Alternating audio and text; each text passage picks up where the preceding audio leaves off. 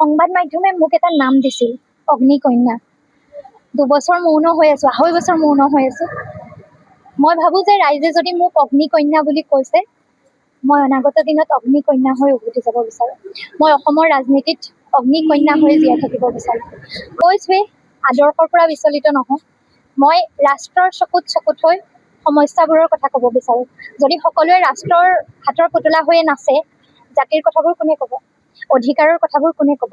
আমি বহু সময়ত দেখো যে জাতীয়তাবাদৰ নাম লৈ বেছি সংখ্যক নেতাই পিছত ৰাষ্ট্ৰৰ হাতৰ পুতলা হয়, নিজৰ গাদীখন সুৰক্ষিত কৰিবৰ বাবে ৰাষ্ট্ৰৰ আঙুলিৰ ঠাৰত নাচে।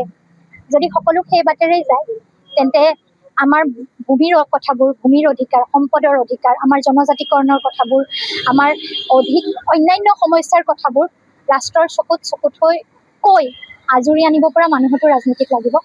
মই সমস্যাবোৰৰ কথা কৈ আজৰি আনিব পৰা ব্যক্তিহে ক'ব বিচাৰোঁ, সুবিধাবাদৰ পক্ষত মই নাই। মই বিচাৰোঁ, মোৰ গোলাঘাটত ঘৰ, সমষ্টি হিচাপে খুমটাই। মই বিয়া হৈছোঁ তিনিচুকীয়াৰ মাকুমত। মই চাকৰি কৰিছোঁ গোৱালপাৰাত। গতিকে গোলাঘাটৰ খুমটাই, গোলাঘাট জিলাখনো মোৰ ঘৰ, তিনিচুকীয়া জিলাও মোৰ ঘৰ আৰু গোৱালপাৰাও মোৰ ঘৰ। গতিকে অনাগত দিনত অসমৰ যিকোনো এটা সমষ্টিয়ে যদি মই বাছি লওঁ, মই ভাবোঁ যে ৰাইজে যদি মই যোগ্য, মোক আশীৰ্বাদ দিব। কিন্তু আজিৰ দিনটোত মই কোনো সমষ্টি বাছি লৈছোঁ বুলি কোৱাই নাই। ইতিমধ্যে মই কোনো সমষ্টি বিচাৰিছোঁ বুলি মোৰ ফালৰ পৰা কোৱা নাই। গতিকে অনাগত দিনত মোৰ ৰাজনৈতিক সিদ্ধান্ত কেনে হ'ব। কিন্তু হয়, গোৱালপাৰাত মই চাকৰি কৰিছোঁ, গতিকে গোৱালপাৰাটো মোৰ ঘৰ বুলি মই কৈছোঁ। মোৰ বাবে অন্য এখন ঘৰ, আৰু গোৱালপাৰা মোৰ বাবে সদায় আপোন হৈ থাকিব। গতিকে গোৱালপাৰা জিলাখন আগবাঢ়ি যোৱাটো, মোৰ ছাত্ৰ ছাত্ৰীসকলৰ ভৱিষ্যতবোৰ সুৰক্ষিত হোৱাটো, তেওঁলোকৰ সমস্যাবোৰৰ সমাধান হোৱাটো মই নিশ্চয়কৈ বিচাৰোঁ। আৰু তাৰ বাবে মই য'তেই নাথাকোঁ, যিদৰেই ৰাজনীতিত নাথাকোঁ কিয়, মই গোৱালপাৰাবাসীৰ কাৰণে সদায় থিয় হৈ থাকিম। শিক্ষকতা কৰি যথেষ্ট ভাল পাওঁ আৰু অধ্যাপনাৰ চাকৰিটো কৰিম বুলি মোৰ সপোন আছিল। যথেষ্ট ছাত্ৰ ছাত্ৰীসকলক ভাল পাওঁ, কলেজখনকো ভাল পাওঁ। কিন্তু আমাৰ কেতিয়াবা বহুত সপোন থাকে নহয়। মই ৰাজনীতি এৰি চাকৰি কৰিবলৈ আহিছিলোঁ, আৰু ৰাইজে মোৰ এই সিদ্ধান্তটোক লৈ বহুত সময়ত দুখ কৰিছে। বিগত সময়ত য'তেই গৈছোঁ, ৰাইজে সদায় মোক এটা প্ৰশ্ন সুধি আছে, কিয় গুচি গ'লা? কিয় ৰাজনীতি এৰি তুমি গুচি গ'লা? তোমাক আমাৰ প্ৰয়োজন আছিলে, সমস্যাবোৰৰ কথা কোৱাৰ প্ৰয়োজন আছিলে। গতিকে মই 2.5 বছৰ হ'ল কলেজত চাকৰি কৰি থকা। যথেষ্ট ভাল লগাৰ পাছতো মই ক'ৰবাত সুখী হোৱা নাছিলোঁ। শান্তি আছিল, ছিকিউৰিটি আছিল, ছেফটি আছিল, সকলো আছিল। অৰ্থনৈতিক স্বাৱলম্বিতা, সমস্যা মোৰ নাছিল। কিন্তু ক'ৰবাত ৰাইজৰ কথাবোৰ আগতে যিদৰে ক'ব পাৰিছিলোঁ, সমস্যাৰ কথাবোৰ যিদৰে ক'ব পাৰিছিলোঁ, বাধ্যবাধকতাৰ মাজত এতিয়া সেই কথাবোৰ এইদৰে কৈ থকাটো সম্ভৱপৰ হৈ থকা নাছিল। সেইবাবে মই ভাবিলোঁ যে যথেষ্ট ভাল পোৱাৰ পাছতো মই চৰকাৰী চাকৰিটো এৰি যোৱাটোৱেই ভাল হ'ব বুলি ভাবিলোঁ। এয়াও এটা মহৎ বৃত্তি। মই এজন অধ্যাপকে প্ৰজন্মৰ পাছত প্ৰজন্মক সপোনৰ বাট দেখুৱাই, জীৱনৰ বাট দেখুৱাই। আটাইতকৈ শিক্ষকতা মহৎ বৃত্তি বুলিয়ে কওঁ আমি। গতিকে এইদৰেও সমাজ সেৱা হয়। কিন্তু আজিৰ যোনটো ৰাজনৈতিক প্ৰেক্ষাপট, সেই ৰাজনৈতিক প্ৰেক্ষাপটবোৰ আচলতে দেখি বহুত সময়ত দুখ লাগে।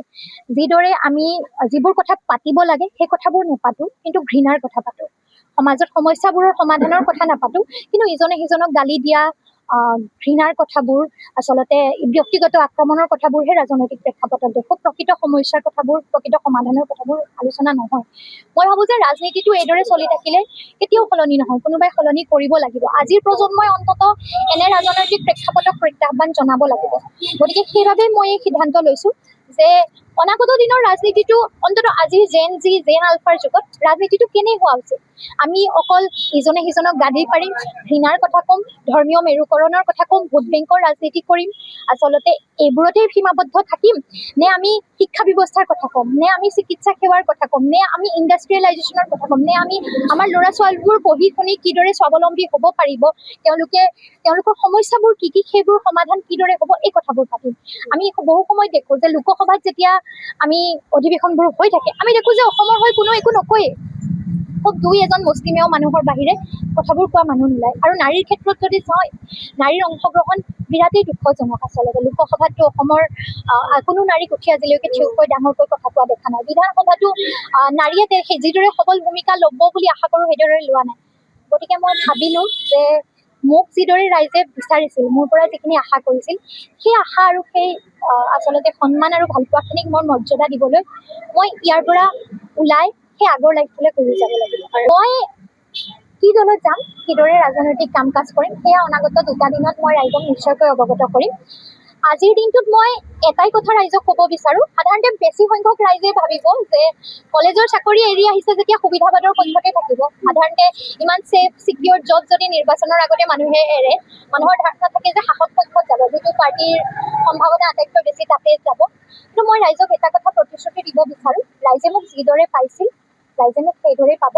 মই শোষিত বঞ্চিত জনতাৰ হৈ মাত মাতিব বিচাৰোঁ, সমাজৰ সমস্যাবোৰৰ কথা ক'ব বিচাৰোঁ, আৰু সকলো যদি সুবিধাবাদৰ পক্ষতে স্থান লয়, সকলো যদি শাসকৰ লগতে থাকে, শোষিতৰ লগত কোন থাকিব?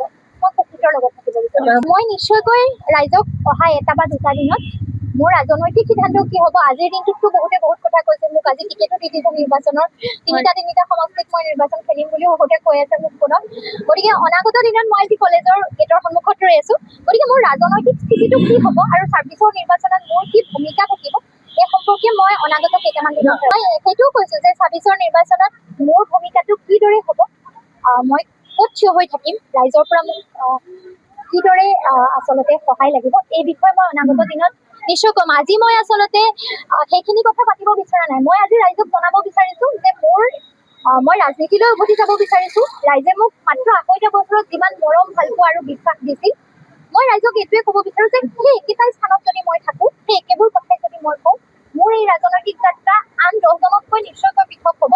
অৰ্থ সৰ্বস্ব ৰাজনৈতিক ব্যৱস্থাটোৰ লগত মই নাই, ভোট বেংকৰ ৰাজনীতিক ঘৃণাৰ ৰাজনীতিৰ লগত মই নাই। মই তাৰ বিপৰীতে এক প্ৰত্যাহ্বানৰ কথা ক'ব বিচাৰো। নতুন প্ৰজন্মই ৰাজনৈতিক পৰিৱেশটো কেনে হোৱাটো বিচাৰে সেই কথা ক'ব বিচাৰো। যদি ৰাইজে ভাবে যে মই অনাগত দিনত কোৱা কথাবোৰ শুদ্ধ, যুক্তিসন্মত আৰু ৰাজনীতি কেনে হোৱা উচিত, মই ৰাইজৰ পৰা মোৰ এই যাত্ৰাৰ বাবে আশীৰ্বাদ বিচাৰিম। মইতো আপোনালোকৰ পৰাহে শুনিছো, মোক মিডিয়াই কৈছে, কোনোবাই ফোন কৰোঁতে ফোন ইনত সুধিছে, কোনোবাই মৰিয়নি বুলি কৈছে, কোনোবাই দেৰগাঁও বুলি কৈছে, কোনোবাই খুমটাই বুলি কৈছে।